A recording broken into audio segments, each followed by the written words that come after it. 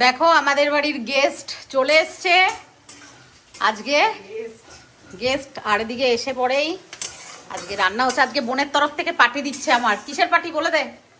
তোর বার্থডে, যেটা 25শে বৈশাখ ছিল, যেটা আমরা কেউ সেলিব্রেশন করতে পারিনি ডিউ টু আমার সুইট শাশুড়ি মা। তার জন্য মায়ের কাজটা ছিল তখন। আর তোর, তুই আমার জন্য এত কিছু করিস, স্পেশাল আমার মেয়ের জন্য করিস, বরের জন্য করিস, সবার জন্য করিস। তোর জন্য এইটুকু সিনা চড়া হয়ে গেল। মানে এইটুকু কিছুই না তোর জন্য। অ্যাকচুয়ালি সেটাও নয়, মানে আমাদের একটা দিন রাত কাটাতে হয় বাইরে, সেটাও একটা বড় ব্যাপার। আর স্পেশালি দিদির বার্থডে, তো দিদি এত করে আমাদের জন্য, তো দিদির এইটুকু তো মানে করাই উচিত দিদির জন্য। বুঝতে পারছো? ফুলাচ্ছে ফুলাচ্ছে কিন্তু আমাকে। ফলাইনি। তো আজকে বোন নিয়ে এসছে মাংস, প্রচুর মাংস। এখানে 2.5 কেজি মাংস আছে। সেই বাপরে।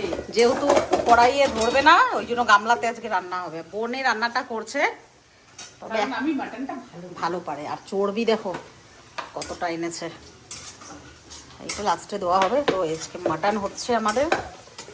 আমার বোনের হাতে, আমার বোন ভীষণ সুন্দর মাটন, চিকেন এগুলো খুবই ভালো পারে, খুবই ভালো রান্না হচ্ছে আমার একটা, মানে কি বলবো, একটা ও যে কখন বসাবে আর কখন হয়ে যাবে ফুরুত করে কেউ টেরও পাবে না। ম্যাজিক ওর।